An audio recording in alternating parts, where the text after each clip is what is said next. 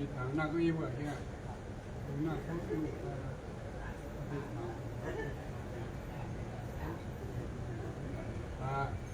căn hộ con nào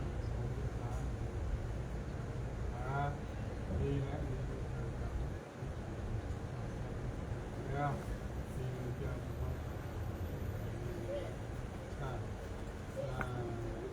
không phải con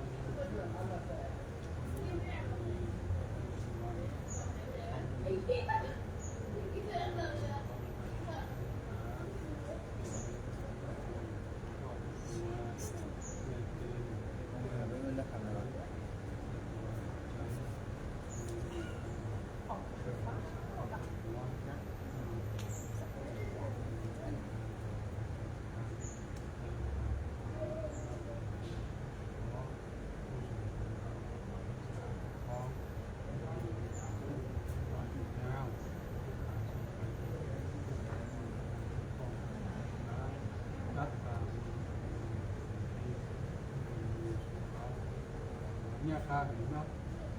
ครับผมมาดีเนาะครับอยู่วันที่29เราได้ลงทุนไปฟังทำตัวลูกนะครับ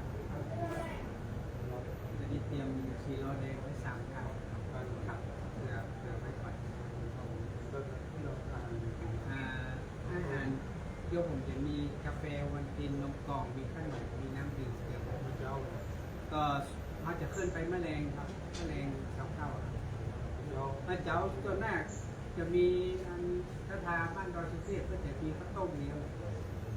แมลงเขาก็มีเลี้ยงก็ครูไก่น่าจะไปทุกปีเด็ดไปทุกคนติดต่อกันครับเพราะว่าสุดยอดแกเขาเอาตู้เอาผ้าไปร่วมเทศครับครับ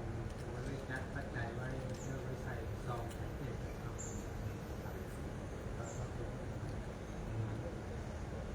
ช่วงนี้อากาศบนดอยได้ดีดีแล้วครับสีเย็นนี่ห้อนทางคนร้อนมามัวอย่างเงี้ยครับเผามันเกี่ยวมองกันลูกอ๋อการเผาหม้อแล้วก็แล้วคนก็จะได้เข้าแล้วลูกมีแสบหูแสบตาควันมันมีกันลูกอ๋อนะครับพวกมันว่าครับในบ้านในอย่างก็มีแค่ฝุ่นแค่ควัน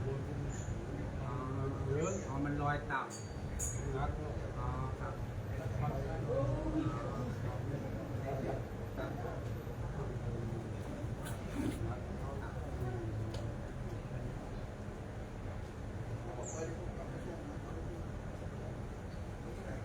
30ก็มีงานครูบานั่นปกตินะครับแล้วให้ญาติโยมลงตอนกลางวัน30ขึ้นเจ้าลงนั่นมันชิดที่นั่นไหน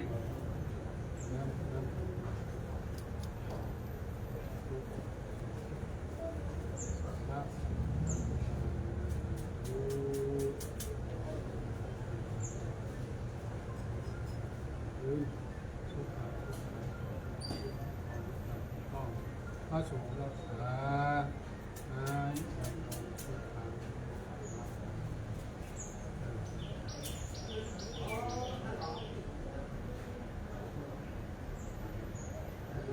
โดยจากที่ขับเดียวกับเดียวก็จะมาครับเป็นผู้อยู่มาหลวงพ่อยลงมาบ่ายโมงนี่แหละเดี๋ยวพ่อไม่หลอกเขาจะเตรียมดอกไม้เตรียมอ๋อ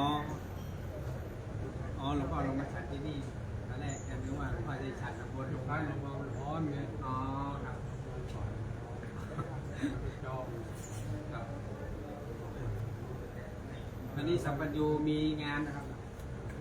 ส่งน้ำพระธาตุอาจารย์ว่ามีส่งน้ำพระธาตุเลยลารายการแกกับมหาจันทร์ปกติแกจะมาจัดรายการแทนวัดดอยสัมปัญญูท่านพระครูที่แกมาจัดวัดสัมปัญญูมีข่าวกันไม่วางเดี๋ยวขยันเอามาพูดให้อาจารย์นมอาจารย์เอาอยู่เนาะสวัสดีครับโอ้โหเพราะว่าขยันมาอยู่เดี๋ยวคนละรอประจำสถานีมาแล้ว